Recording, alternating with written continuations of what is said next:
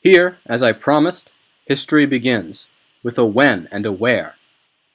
It is 3100 BC, that is, 5,100 years ago, when, as we believe, a king named Menes was ruling over Egypt. If you want to know exactly where Egypt is, I suggest you ask a swallow. Every autumn, when it gets cold, swallows fly south, over the mountains to Italy, and on across a little stretch of sea, and then they're in Africa, in the part that lies nearest to Europe. Egypt is close by. In Africa it is hot, and for months on end it doesn't rain. In many regions, very little grows. There are deserts, as are the lands on either side of Egypt. Egypt also gets very little rain. But here they don't need it, because the Nile flows right through the middle of the country from one end to the other. Twice a year, when heavy rain filled its sources, the river would swell and burst its banks, flooding the whole land. Then people were forced to take boats to move among the houses and the palm trees. And when the waters withdrew, the earth was wonderfully drenched and rich with oozing mud. There, under the hot sun, the grain grew as it did nowhere else, which is why, from earliest times, the Egyptians worshipped the Nile as if it were God himself. Would you like to hear a hymn they sang to their river 4,000 years ago? Glory be to thee, O Nile! You rise out of the earth and come to nourish Egypt. You water the plains and have the power to feed all cattle. You quench the thirsty desert, far from any water. You bring forth the barley, you create the wheat. You fill the granaries and storehouses, not forgetting the poor. For you we pluck our harps, for you we sing. So sang the ancient Egyptians, and they were right, for, thanks to the Nile, their land grew rich and powerful. Mightiest of all was their king. One king ruled over all the Egyptians, and the first to do so was King Menes. Do you remember when that was? It was in 3100 BC. And can you also remember, perhaps from Bible stories, what those kings of Egypt were called? They were called pharaohs. A pharaoh was immensely powerful. He lived in a great stone palace, with massive pillars and many courtyards, and his word was law. All the people of Egypt had to toil for him if he so decreed, and sometimes he did. One such pharaoh was King Cheops, who lived in about 2500 BC. He summoned all his subjects to help construct his tomb. He wanted a building like a mountain, and he got it. You can still see it today. It's the Great Pyramid of Cheops. You may have seen pictures of it, but you still won't be able to imagine how big it is. A cathedral would fit comfortably inside. Clambering up its huge stone blocks is like scaling a mountain peak. And yet it was human beings who piled those gigantic stones on top of each other. They had no machines in those days, rollers and pulleys at most. They had to pull and shove every single block by hand. Just think of it in the heat of Africa. In this way, it seems, for 30 years, some 100,000 people toiled for the pharaoh, whenever they weren't working in the fields. And when they grew tired, the king's overseer was sure to drive them on with his hippopotamus skin whip, as they dragged and heaved those immense loads, all for their king's tomb.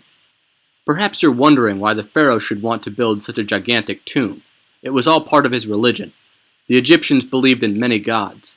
Some had ruled over them as kings long ago, or at least, that's what they thought, and among these were Osiris and his consort Isis. The sun god, Ammon, was a special god.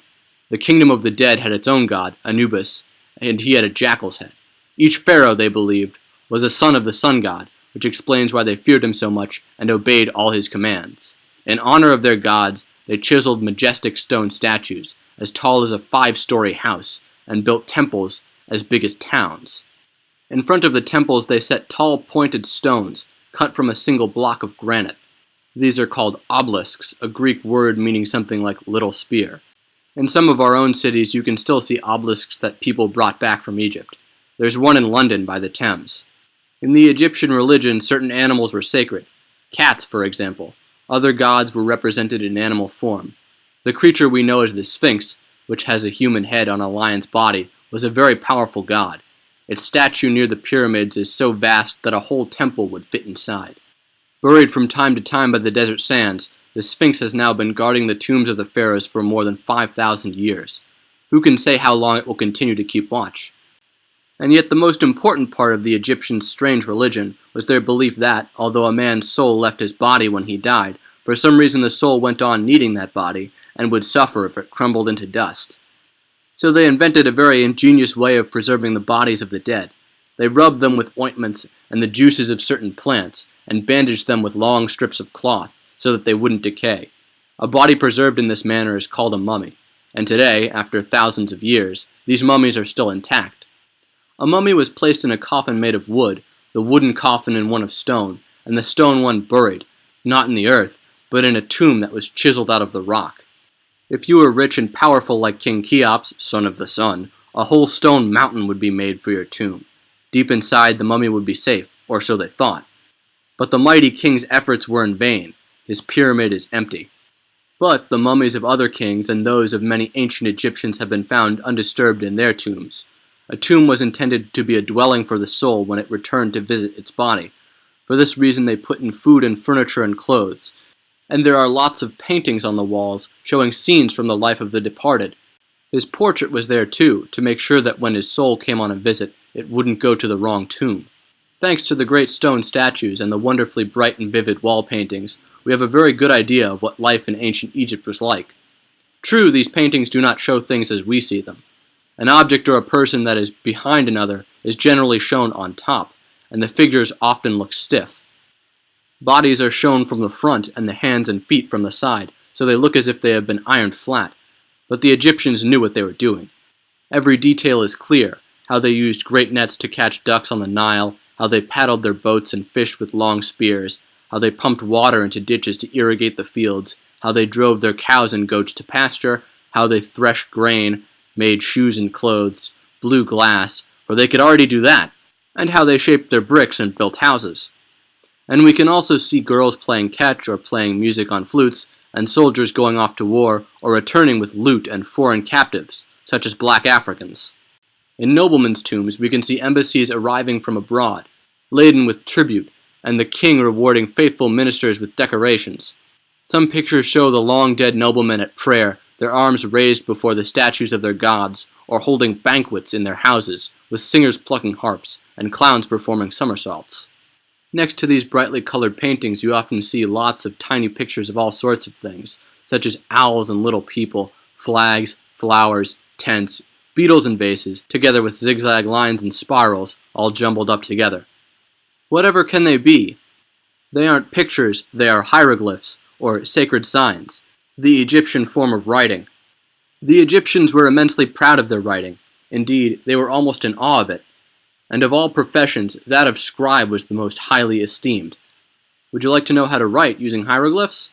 In fact, learning this sort of writing must have been incredibly hard, as it's more like constructing a picture puzzle.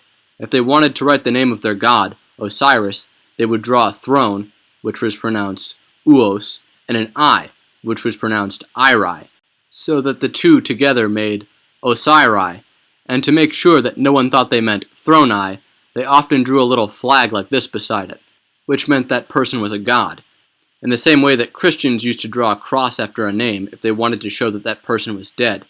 So now you can write Osiris in hieroglyphs.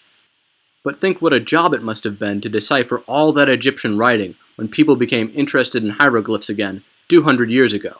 In fact, they were only able to decipher them because a stone had been found on which the same words were written in 3 scripts: ancient Greek, hieroglyphs, and another Egyptian script. It was still a tremendous puzzle, and great scholars devoted their lives to it. You can see that stone, it's called the Rosetta Stone, in the British Museum in London. We are now able to read almost everything the Egyptians wrote, not just on the walls of palaces and temples, but also in books, though the books are no longer very legible. For the ancient Egyptians did have books, even that long ago. Of course, they weren't made of paper like ours, but from a certain type of reed that grows on the banks of the Nile. The Greek name for these reeds is papyrus, from which our name for paper comes. They wrote on long strips of papyrus, which were then rolled up into scrolls. A whole heap of these scrolls has survived. And when we read them, we discover just how wise and clever those ancient Egyptians were. Would you like to hear a saying written more than 5,000 years ago? But you must listen and think about it carefully. Wise words are rarer than emeralds, yet they come from the mouths of poor slave girls who turn the millstones. Because the Egyptians were so wise and so powerful, their empire lasted for a very long time, longer than any empire the world has ever known, nearly 3,000 years, and they took just as much care as they did with their corpses when they preserved them from rotting away, in preserving all their ancient traditions over the centuries. Their priests made quite sure that no son did anything his father had not done before him. To them, everything old was sacred. Only rarely in the course of all that time did people turn against this strict conformity. Once was shortly after the reign of King Cheops, about 2100 BC, when the people tried to change everything. They rose up in rebellion against the pharaoh, killed his ministers, and dragged the mummies from their tombs. Those who formerly didn't even own sandals now hold treasures, and those who once wore precious robes go about in rags, the ancient papyrus tells us. The land is turning like a potter's wheel, but it did not last long, and soon everything was as strict as before, if not more so. On another occasion, it was the pharaoh himself who tried to change everything. Akhenaten was a remarkable man who lived around 1370 BC. He had no time for the Egyptian religion, with its many gods and its mysterious rituals. There is only one God, he taught his people, and that is the sun, through whose rays all is created and all is sustained. To him alone you must pray. The ancient temples were shut down, and King Akhenaten and his wife moved into a new palace. Since he was utterly opposed to tradition and in favor of fine new ideas, he also had the walls of his palace painted in an entirely new style, one that was no longer severe, rigid, and solemn, but freer and more natural. However, this didn't please the people at all. They wanted everything to look as it had always done for thousands of years. As soon as Akhenaten was dead, they brought back all the old customs and the old style of art. So everything stayed as it had been for as long as the Egyptian Empire endured. Just as in the days of King Menes, and for nearly 3.5 more centuries, people continued to put mummies in tombs, write in hieroglyphs, and pray to the same gods. They even went on worshipping cats as sacred animals. And if you ask me, I think that in this, at least, the ancient Egyptians were right.